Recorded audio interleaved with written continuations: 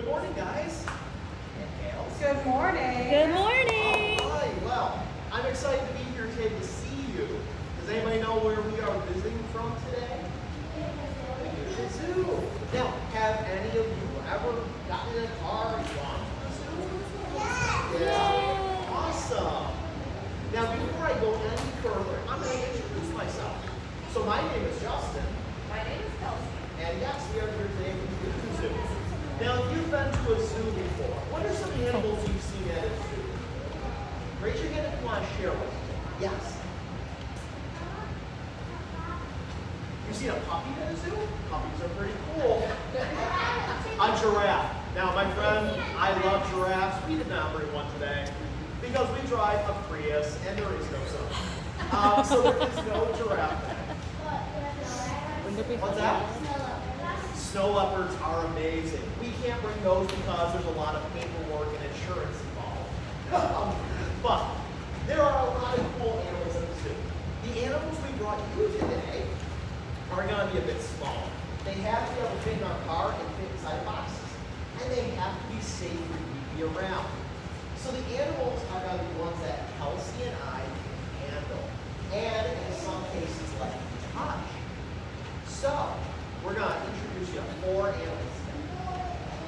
Some of them are a little fuzzy. Some of them are scaly. And one is a little creepy crawly. You like creepy crawly? Well, you're the clock, that's our first animal. If you are afraid of one of the animals, do you think we should scream? No, screaming's not good. It scares Kelsey. It also scares the animals. Okay? So if you don't like one of the animals, all you gotta do if we come near you is say, no, I don't want to see that, or no thank you. And we'll go right by you. Does that sound fair? All right. Would you like to meet our first guest?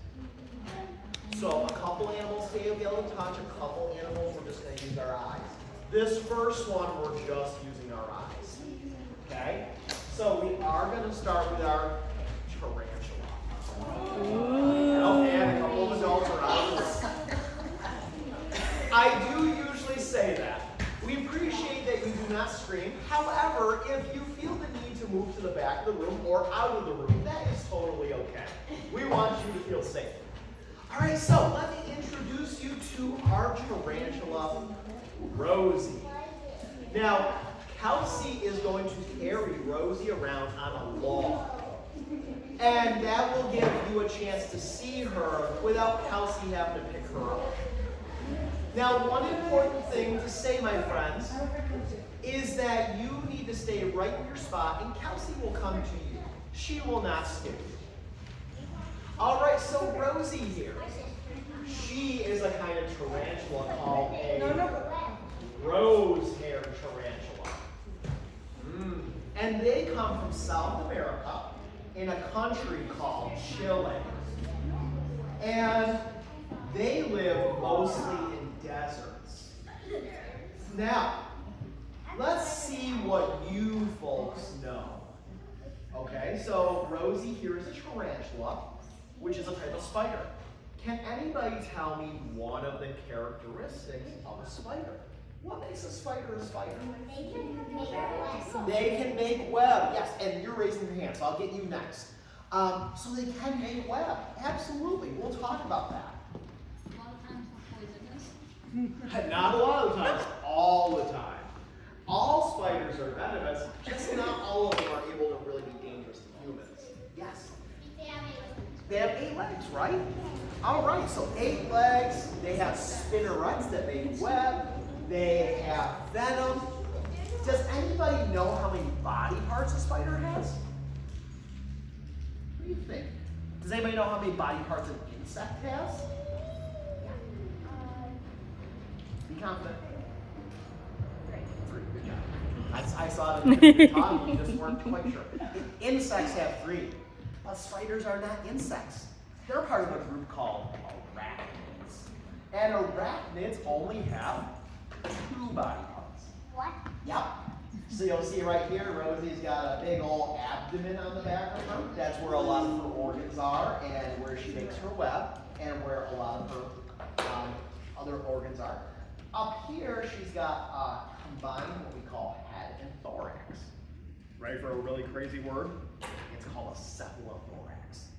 2 body heads. Yeah, that's a good one for Scrabble, right? So only 2 body parts. And 8 eyeballs. Now, Rosie's eyeballs are not quite like our eyeballs. They don't see things as well as we do, but she does have 8 of them. So spiders are quite different, aren't they? Now, we talked about she is venomous, isn't she?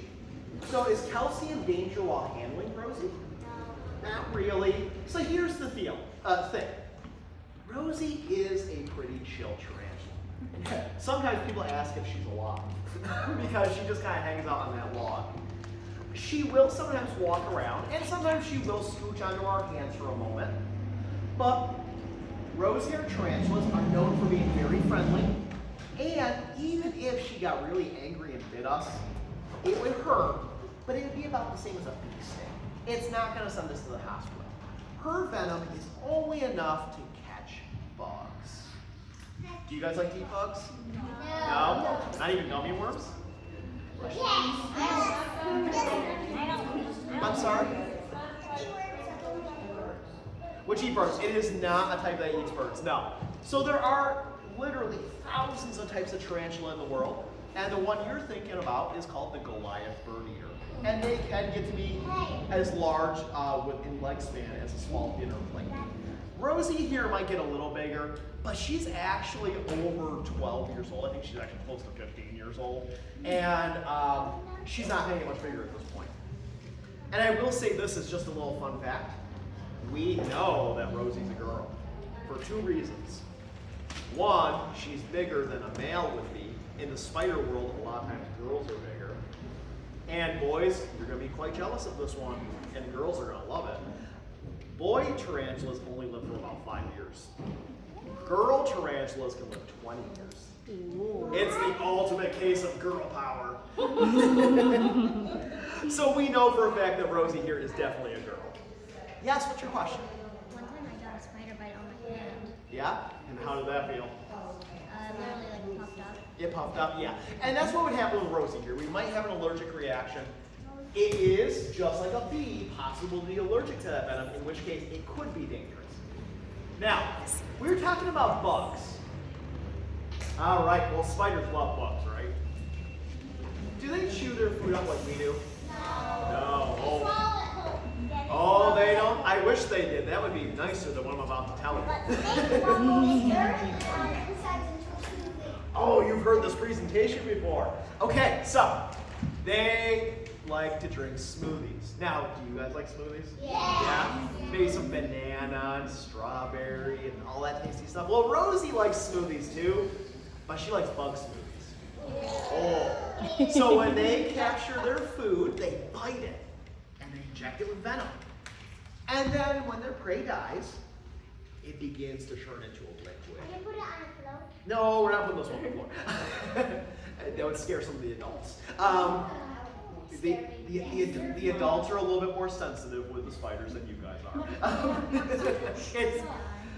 It's spiders and snakes. I took a snake out one time to an event, and there was a Marine there, decorated, had been in war. He was terrified of the snake. We made a compromise that I would deal with the snakes, he could deal with everything else. Anyways, so when they bite the bug, it begins to turn into a liquid on the inside. And then they drink it up as if they're drinking a bug smoothie. Does that sound gross? Next time you have a smoothie, think about throwing a few bugs there. How's that sound? No. That would taste disgusting. That would taste disgusting. I'm going to tell you one more thing about Rosie, because I know you would like to see something a little different. But I think spiders are really cool to talk about. Does anybody know how Rosie might protect herself? By biting it. You would think so, right? And here's the thing. I got you in a second, okay? So what she'll do is if she's threatened, she will sometimes pick her legs up and she'll show off her giant fangs. Because she does have big fangs under there. But Wait, that's a she's good got another defense. Is this the spider where it will like shake off its fur? Yeah. So you see that fuzzy fur on her? It's not just to make her look a little cuter. It is actually a defense. So if a predator like a lizard or a frog or something tries to eat her, she can take those hairs and she can rub them off her body. And if they get on your skin, they're kind of itchy. Okay? But if you're a predator and you're trying to eat her, and those hairs get in your mouth and your nose and your eyes, they don't just itch, they burn. So if a toad, for example, tried to eat her, they might pull her in and spit her right back out. Now, for the adults, the best comparison I can make is if you've ever handled fiberglass and you get those little insulation splinters in your skin. Rosie did this to me one time. I did not try to eat her. But I was handed her and she was obviously not very happy, and so she began to rub the hairs on my skin and I put her away. And then, just shortly after that, I started to itch. And I started to itch. And about 6 to 8 hours later, the itching finally stopped. And it does feel exactly like fiberglass insulation. Yes? Yeah, yes, she does. So right now, she's camouflaging nicely against that log. In her native environment, she would blend in against sand and soil and rocks. Hey, what? Does she bite? She can, but she never has bitten anybody. So that's good. All right, do you guys have any other questions about Rosie? There's a lot more I can tell you. But.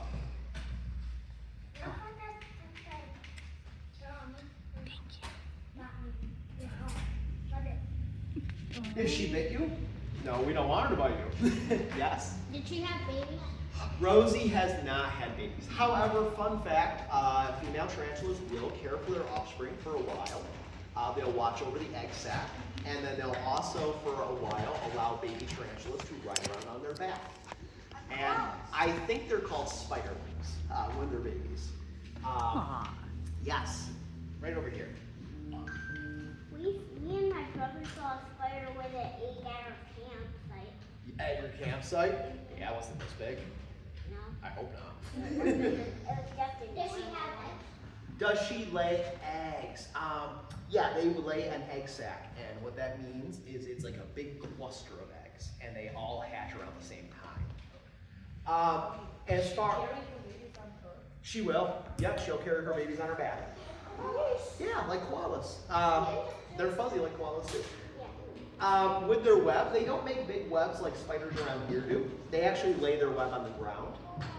And they use them to reinforce their tunnels so that their tunnels underground don't fall on them. If there is a bug that happens to step on their web, that's their signal to bounce out and grab the bug. Yes? How fast has she moved? So Rosie here, we're very lucky. She tends to be slow and easygoing. We have another tarantula at the zoo that is not that way. And we've also had other tarantulas who, if they get freaked out, will run up your arm and down your back. I don't care for that. I'm comfortable with most animals. I don't want a tarantula running down my back. Yes? Does she jump? No, she's not a jumping spider. Fun fact about jumping spiders, though. I mentioned that Rosie does not have good eyesight. Jumping spiders have phenomenal eyesight, and they can see very well. They can notice things that most other spiders would not notice. Yes?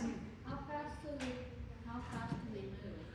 It's hard to say. I've never clocked it. If I had to guess, maybe half a mile per hour. She's maybe up to a mile per hour max. She's definitely faster than a turtle or a tortoise. In short bursts, though. Does she shed her skin? She does. Actually, that's a very good question.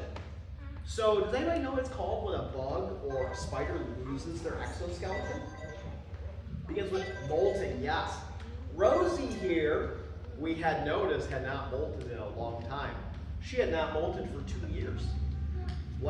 2 weeks ago, I did a program at nighttime, and I went back to the zoo at night, and I looked at her enclosure, and there were 2 Rosies. How did that happen? She molted her exoskeleton. They actually crawl out of their skeleton. Isn't that weird? They have to do that to grow them. I think that's cool. It's really cool. Other questions about Rosie? Yes. Do they hibernate? No, where they live, they don't need to hibernate. They don't live in cold climates. Any other questions? All right, we're going to introduce you now to an animal, and Kelsey's going to tell you about her. This animal's a bit more conventionally cute, and many of you may have seen an animal like this before.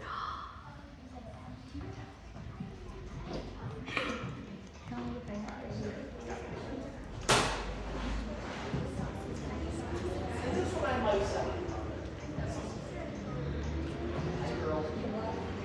So this is an animal some of you might actually have had as a pet, or maybe a classroom pet, or you know someone who's had one. This is Mushu, and Mushu is a bearded dragon. Oh, hold on, my friends. So let Kelsey tell you a little bit about the bearded dragon first, and then yes, we will definitely do some touching. Okay? It is. So let's be good listeners for a moment. I'll bring her around to see you, My and friends, then we'll let's do sit down. instructions for touching. Let's Okay? sit. So just Thank use our you. eyes for right now. So Mushu is a bearded dragon, so she is a kind of a lizard. But when you look at her, do you think she's actually a dragon? No, she's probably not a dragon. She can't breathe fire, she doesn't have wings, and she doesn't have a Santa beard. So why is she called a bearded dragon?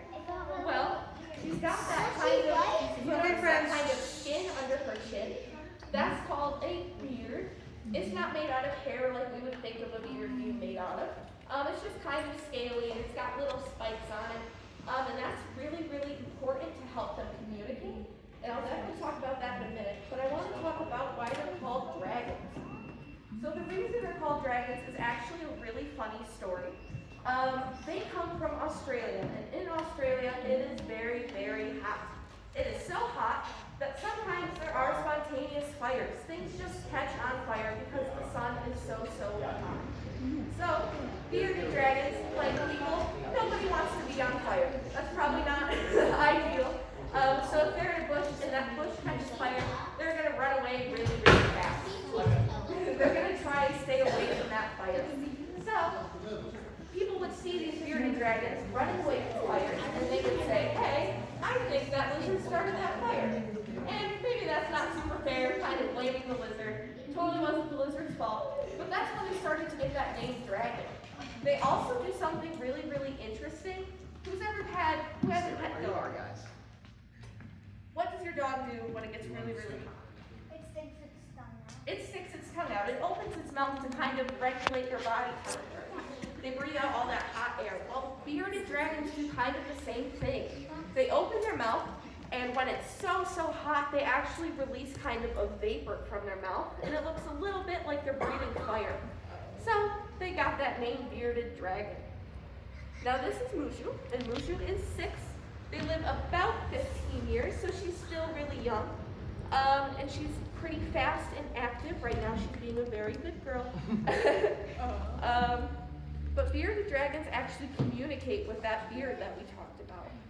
So their beard is those scales that are under their face, and it has those little spikes on them. Now those spikes don't do anything. They're not very sharp. They're not actually painful if you touch them. They're kind of all over her body. But the only purpose those really serve is to show a predator, hey, I might be spiky. If you bit me, it might hurt. So a predator might say, I don't want to eat anything spiky, and leave it alone. Another really cool way her beard is useful is that she uses it to communicate. So her beard can actually puff up. So when you think of a frog, they kind of puff up their chin. It's kind of the same way with a bearded dragon. So they puff up that beard, and that beard can kind of give signals to other bearded dragons. So these guys are super territorial, which means they have kind of their house, and where their lawn ends and someone else's lawn ends, they know where that border is. So they want to stay in their own area, and they'll go up to another bearded dragon who might be in their area, and they'll puff up their chin and they'll say, hey, this is my space, please leave. And the bearded dragons are very good at communicating with each other. They listen really well to each other, and sometimes they don't, and they might get in a little bit of a fight. But that beard really helps them kind of tell each other, hey, this is what's up, maybe leave me alone. So they do really good at communicating with them. So this is an animal we can touch, but there are a couple rules when it comes to touching her because we want to be nice and respectful. We don't want to scare her. So when you go to touch her, you're only going to use 1 or 2 fingers, and you're going to touch on only her back. So you're not going to touch her head, you're not going to touch her legs, you're not going to touch her tail. We only want to touch on the flat part of her back, just so she's nice and comfortable. And you're also going to touch 1 at a time, so she's not overwhelmed. Does anyone have a guess what she might eat? Any guesses? Yeah, go ahead. Bugs. Yeah, she loves bugs. That is her favorite food. So at the zoo, we feed her lots of different bugs. She'll eat crickets. She'll eat mealworms. We actually brought some mealworms for her today. There's no car, sadly. Oh, well, we'll get for next one. But she'll be getting a nice snack of mealworms. And they eat that food that's got extra protein in it because there's not a lot of food in the desert. I'll get to your question in just a second. So there's not a ton of food for them to eat. And unfortunately, because there's not a ton of food for them to eat, there's not a ton of food for other animals to eat. So these guys can become food. But thankfully, she has a couple things that really protect her from other animals. We talked about those spikes that maybe make another animal want to back off, maybe leave her alone because she looks like a spike little pointy. But she's also got something on her head that's really, really special. When we look around, we're using our eyes, right? Well, she's got this special body part on the top of her head that lets her see shadows. So it's like if you close your eyes and someone's trying to light your eyes, you would still see that light through your eyelids. She kind of can do that from the top of her head. So she can kind of sense when like maybe a big bird swoops down and she can see in shadow from the top of her head. So she's really good at seeing if maybe a big bird was coming to try and eat her. So she could run away. Now when you think of a bearded dragon, you probably assume that they run on all fours. Well, sometimes they get a little excited and they actually run on their back feet. So they'll get up and kind of stand like we do, and they'll pump their little arms and run. And it's very, very silly. If you ever look up a video of it, it's very fun to watch. But that's one of the ways that they'll escape a predator. They also have really good camouflage. Does anyone know what camouflage means? They blend into something. Exactly. They blend in really well. Because she lives in the desert, there is so much sand. She blends in with that sand super, super well. So it's very hard for predators to see her. Does anyone have any questions about bearded dragons? Yeah, go ahead. And they eat like lettuce and stuff. Yeah, so she gets a little salad every day. She is an omnivore, so she'll eat lots of different things. So every day she gets a little salad. It's got lettuce, it's got shredded carrots, and it's got bugs. Yeah. So they'll eat mostly like things like bugs, but they could eat something small, like a smaller lizard, other things like that. Maybe a frog if they find one. Do they eat just dead bugs or do they have to be alive? Usually alive. I'm sure she would eat a dead bug, but they eat living things. How do you capture them to give them to them? So they have kind of a sticky tongue, so they can like grab things. But when we give them bugs, we'll give her like mealworms so they can't run away. And they're in the dish, so she can grab them pretty easy. Yeah, it's pretty fun. So she doesn't super chase things. She kind of waits for it to kind of come near her. But then she'll reach out her super sticky tongue and that'll grab it. It's not as long as a frog's tongue or anything, but it's sticky enough to kind of grab the food and she can bite it. Any other questions? Yeah, go ahead. They kind of crunch down on the bugs. They don't really chew in the same way we do. Like when we chew, we can move our jaw side to side like this. They can't really do that. So they might crunch on it a few times, but for the most part, they swallow the whole. Any other questions? Awesome. Well, then we're going to move on to our next. You got one more? Go for it. Do they run fast? They do run fast. They're not super, super fast. They're not like a cheetah or anything, but they're speedy. They can get up to a couple miles an hour. So we are going to move on to our next animal. Fortunately, this is not one we can touch. She is very, very cute, and I think you'll all be very excited to see her. You get to guinea pig? Yeah. All right. Give some space, guys. You guys stay You guys stay right where you are, otherwise I won't bring her out. All right, so our next friend is named Delphi. And she is a box of Puffs Kleenex. Yeah. How do you feel about that? Are you excited to see the Kleenex? Yeah? Are you excited for the Puffs? This isn't what you want to see? Alright, so I think so I already said it. No, you don't need to make sure you heard. Alright, so this is Delphi. And I know by the immediate reaction that people are going to want to interact with her. We do have to, for today, just use our eyes. I do apologize. The next animal will be touchable. But this is Delphi the Hedgehog. Now, I bet you, you can tell me how they protect themselves. Quills, right, spikes. Now, here's the deal. It's not like a porcupine. It's not like a porcupine. So when you get stabbed by those spikes, they will not stay in your hand.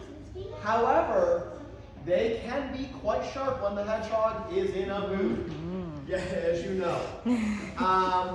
Hedgehogs, especially when we first take them out of the zoo, they will curl up into a ball. And that's a natural behavior. This type of hedgehog is called the African hedgehog. So in Africa, there are a lot of big animals that might want to eat a hedgehog. There's leopards, there's lions, there's cheetahs, there's jackals, there's hyenas. A lot of animals would love to have a hedgehog meat ball. But they can't. Because here's the deal.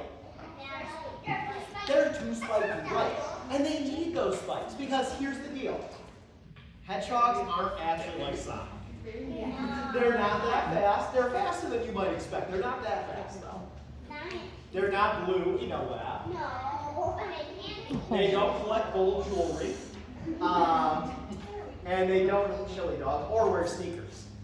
Okay? So rolling into that ball and sticking their super sharp spikes up is a very effective defense. 1 second, I'll get you in just a moment, buddy, okay? So when they are threatened, they roll that ball, they stick those spikes up, a lion goes to put them in their mouth, and that lion goes, spits them right back out because it is way too sharp. Now you can see though, they have adorable faces. If you have to put her in the box and set her down, that's fine. What's your question? Good question. I'll get to that in just a moment, okay? So, yeah, those quills are their first defense. Being nocturnal is another part of their life. Now, you know what nocturnal means, I know. Does anybody else know what nocturnal means? Yeah, they don't sleep at night. They sleep in the morning. Right, they sleep during the day and they stay awake all night, just like teenagers. They sleep during the day and they're awake at night. Unlike teenagers, they're not playing video games though. They are hunting. What do hedgehogs like to eat? Bugs. They're insectivores. They eat bugs. Now it would be funny. But here's the deal. The bugs they like to eat, they don't usually live on top of the ground. So they're not eating, usually crickets. They're not usually eating butterflies, things of that sort. The bugs they really like to eat are the bugs that live underground. Worms, slugs, grubs, which are baby bugs. They do like to eat beetles, though. They'll even eat dung beetles, the ones that roll around the poop. And I'll tell you a funny story about that in a moment. So they like to eat those things, but here's the thing: hedgehogs, they have super bad eyesight because they don't eat carrots. They have super bad eyesight; they can't see very well. So they have to rely on another one of their senses. Now, yep, I'm going to address the hedgehog in the room. He is pooping. We have to remember, and this is a library, so the book is here somewhere. Everybody poops. Hedgehogs included, and hedgehogs are not potty trained. So Delphi is going to go to the bathroom when she feels like it. We prefer that not to be in our hands, though we do get paid to get pooped out. So looking at her, as you guys are, I'm just going to move her over a little so all my friends can see her equally as well. Can anybody tell me what they think her best sense is? Smell. Let's talk about, that's a book. Yeah, it's a book. Yes, Hodge the Hedgehog. Her sense of smell is her best. So what she does, if she's out at night and she's smelling around, and she finds a spot in the dirt that smells really tasty, she begins to take her nose, which is like her version of a shovel, and she digs the dirt up. And she uses her claws, and she finds those tasty bugs she likes to eat. Now, I'm going to add a really gross fact in. Now, you're kids. Do you like gross things? Yeah. Oh, well, even if you don't, I'm going to tell you anyways. Oh, my goodness, girl, you are full of it today. They don't use toilet paper either. So, hedgehogs use their sense of smell so much that they like some smells that we would not like. So, I want you to think for a minute. Hold on. I want you to think for a minute. Think about a smell you like. What's a smell that we humans like? Strawberries. Oranges. Oranges smell amazing. Blueberries. Cake is delicious. Blueberries. Blueberries. What Strawberries. do you like the smell Grapes. of? Grapes? That's right. Vanilla, lavender, roses. But I think we can all agree we don't like the smell of elephant poop. Ew. But you know who really does? Hedgehogs. And in the wild, hedgehogs, hold on buddy, will sometimes go digging through piles of elephant poop. Now there's a couple reasons. Can you back up just a little bit, buddy? Thank you. So they do sometimes find bugs in elephant poop, things like dung beetles. But also, we think they do it because they're trying to cover up their own smell. So if you dig through elephant poo, now you smell like elephant poo. And let's think about this, guys. If we were going to go eat one of those delicious pieces of cake that you were talking about, and it smells like elephant poo, are you going to eat that cake? And you would probably vomit, you'd be grossed out. Well, the hedgehog would love that. So what we think the hedgehog is doing is we think they're trying to cover themselves with the smell of elephant poo so that predators don't want to eat them. So it's another way besides the spikes that keeps them safe. All right. Questions? I know you all love her. Yes? Why is it so adorable? Hedgehogs are just adorable in general. They're not all friendly. I will tell you this, it makes you've had this I experience. have had one that was very unfriendly. Yeah. Sometimes you get a hedgehog and they just stay rolled in the ball. One second, buddy. You'll even sometimes get hedgehogs who bite. Yep. She was a biter. Yeah. I had one recently, not Delphi here. She is a sweetheart. I did have one recently latch onto my finger and he did not want to let go. So, you know, they're not all like Delphi. Yes. Are they related to mice? They are not. They are related to things like moles and shrews. So mice have teeth that never stop growing, kind of like a beaver or a porcupine. But hedgehogs do not have that. I'm sorry, buddy. This is actually one I can't make a touch, unfortunately. I'd love to let you. But we're just going to use our eye for this one. But everybody notice her coloration? What color is she? Right. This is not normal. Nope. So, most hedgehogs are this color right here. More of a brownish color. She's not albino though. Has anybody ever heard of albino? Yeah. Albino animals are totally white because they have no skin pigment, we call it.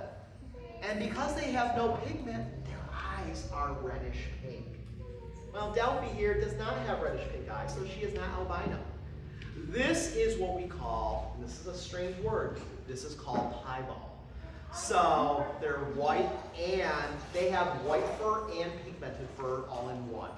And that's because some people do keep these as pets, and we as humans want them to look a certain way. Yes.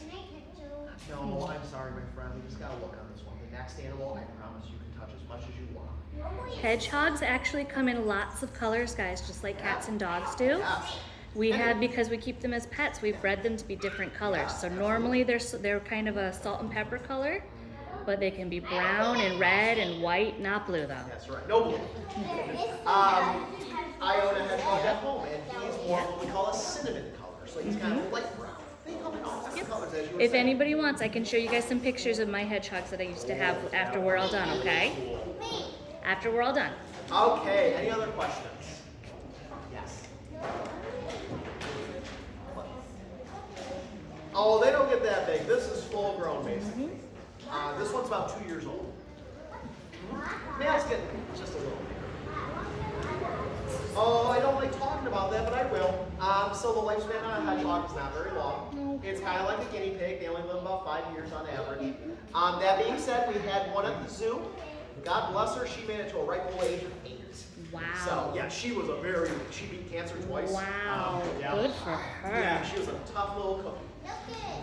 I know, isn't she adorable? Yes. All right, well, here's the thing, friends. She says, I'm ready to go back to bed. So we're going to let her go back to bed. You cover her for a reason? They're nocturnal. They prefer to be asleep during the day. So it's just a way to help her feel a little more safe. Especially since we're asking her to be out for about 6 hours today. We want to keep her as comfortable as possible. All right, now I'm going to tell you a quick story, and then Kelsey's going to take over. So I first came to visit the library with the ZooMobile over 10 years ago. And the first time I came, I brought a turtle with me. It was a snapping turtle. Now, I wanted to bring him today. We did not. But the reason why the Amsterdam library will always stick out in my mind is, one, I got lost on the way here. You got way too many one-way streets. But two, and there was a kind gentleman who talked me through it. But two, on the way here, I actually had to pull the ZooMobile over because the snapping turtle was relatively new to us, and we did not know he was an escape artist. So I was driving down the road with the ZooMobile. I hear some clunking in the back of the ZooMobile, and I go, oh no, Lucky's out. And so on the side of a busy highway, I pull over. I have to get Lucky the snapping turtle out from under the seats, put it back in his crate, and then continue on my way. And I had to call the library and say, hey, I'm going to be a few minutes late. My snapping turtle escaped. Good reason to be So late. it's a good story that sticks out in my mind. He is actually a really cool snapping turtle. Only reason we didn't bring him today is because you guys are a bit on the smaller side and we wanted something that was a little safer around you. The animal we brought, though, I know you're going to love. So Kelsey, go for it. So this next animal is Scaly again. He is very, very cool for a lot of different reasons. But I'm going to ask you a very important question when he comes out. I know you're I need you to tell me if you think this is a turtle or a tortoise.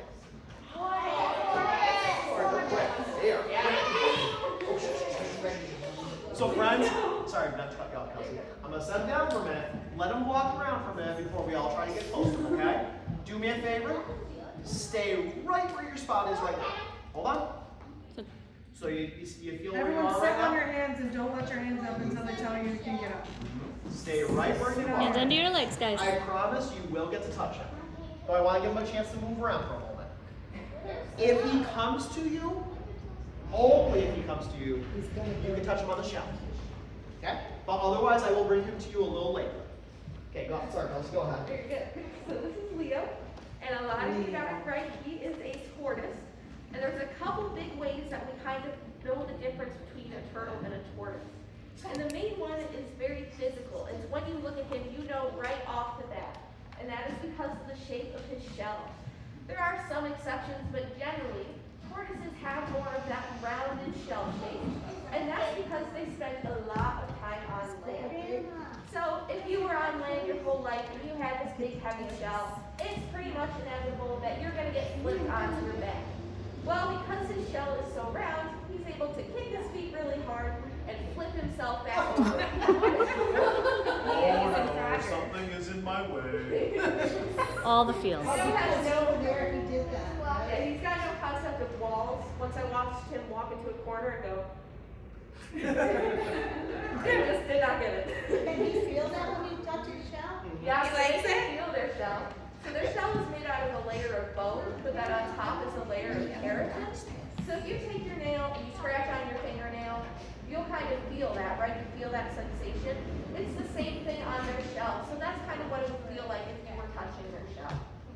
Sometimes he'll pick us back on it up and kind of wiggle it around.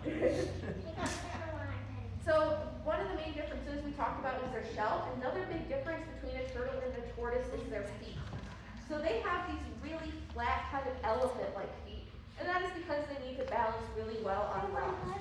If their feet were like tiptoed with claws, kind of like a turtle's, then they might fall over a little more often. And turtles have those webbed feet with those claws because they're able to swim through the water a lot faster. So Leo is a leopard tortoise. The reason he's called the leopard tortoise, anyone have a guess? Yeah, go ahead. His spots.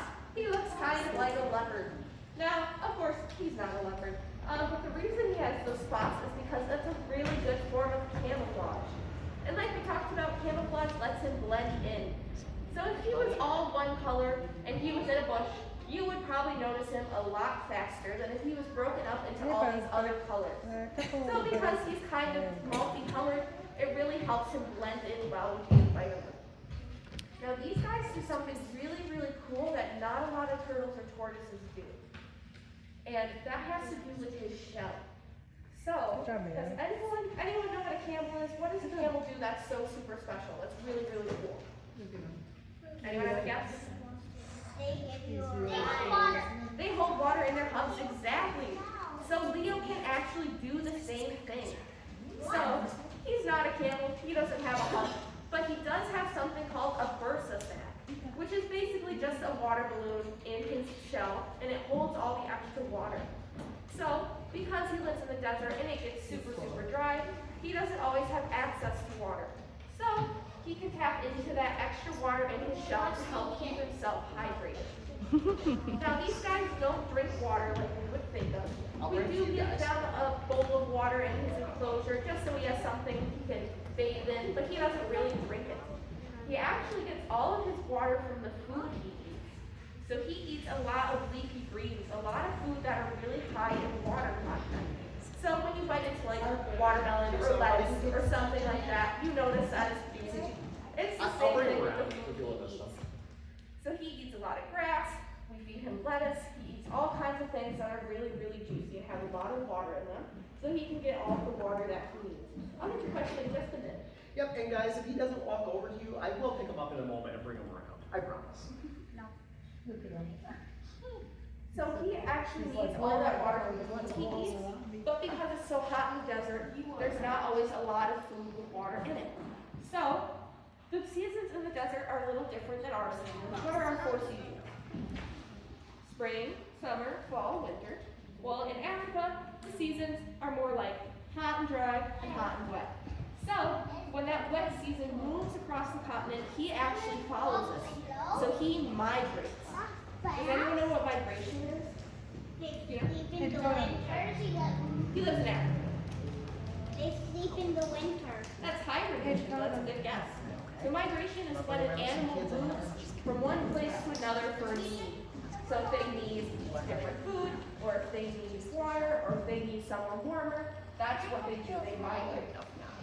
So this guy migrates across the continent. He walks miles and miles and miles, and that's how he gets all that nice juicy food. He follows the rain.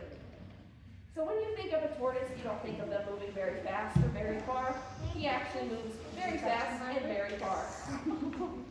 We've timed him. He doesn't get as fast as you would hope that you would think. He's not like a cheetah or anything. But he can get up to a third of a mile an hour.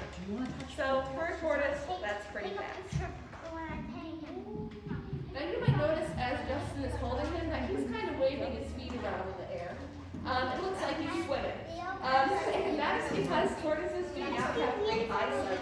They don't have super great depth perception, which is how you notice like how far something Did you want to touch is it? from I your don't know if face. you did. No, you So just want to he look. doesn't really know that he's far away from Any the of the ground. kids He want to thinks touch? he's a couple Of meters. course we do. And he thinks if he kicks his feet hard enough that he'll be able to reach it.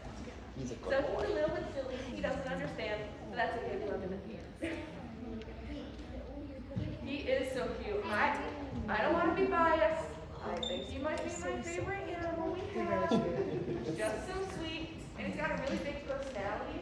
When you think of a tortoise, being on their back is not ideal. But he actually loves to be on his back because that means we're going to come to him over. So he loves attention. up, guys, so he can walk through and show everyone what's going on. Does anyone have any questions about Leo? Yeah, go ahead.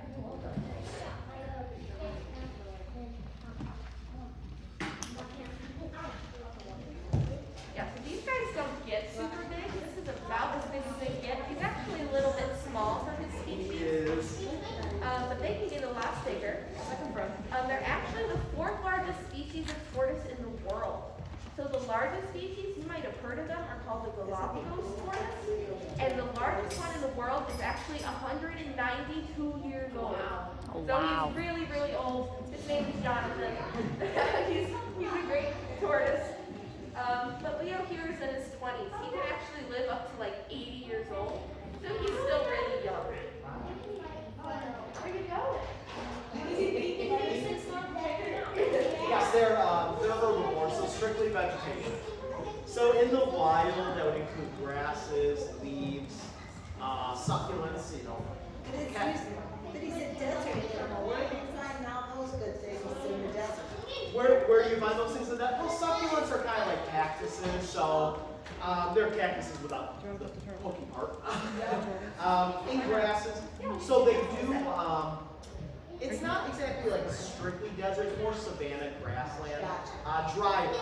And as Kelsey was saying, they kind of follow the seasons, so they will migrate to find vegetation to eat. What was your question? So they live up to 80 years old. So right now he's only in his 20s, so he's still really young. He's like a teenager. Are you in trouble? That one is the He's not quite that flexible. He likes long walks along the beach, but You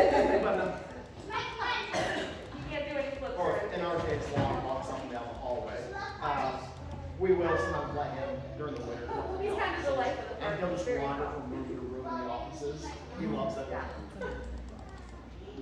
Any other questions? These are all good questions. What does his cage look like? So it's Send about back in here. pretty big. It's So go ahead. So he's got a heat lamp, he's got a hide, so he's got, because he lives in a place that's so hot, we have to keep it really hot in his enclosure. So he lives on dirt or kind of sand to mimic that. And he's got a heat lamp that gets up to like 119 degrees. And he's got a hide to live in, and he's also got like a big bowl of water. He also gets his salad every day in a big metal bowl, and he just sleeps in there. He eats a salad and then sleeps in it, so he's fun like that. Yeah, go ahead. He does not have a girlfriend. He does have a friend that lives next to him though. His name is Ringo, and I like to think about friends because they kind of follow each other around. So we're gonna come around with a little bit of hand sanitizer. He's not very dirty, but we just want to be safe. Any other questions? And if you don't have questions about Leo, you can ask questions about other animals or about the zoo in general. Any questions you guys have? It's a good idea to wash your hands after touching any animal, including reptiles.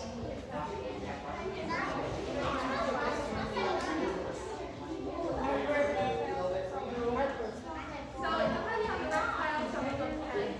Turtles are actually like it's most commonly found in them. And actually, hedgehogs can have them. Find out about it. Armadillos are no crab and leopard. So like, you wouldn't think that, but it's pretty cool. All right, guys. Thank you so much.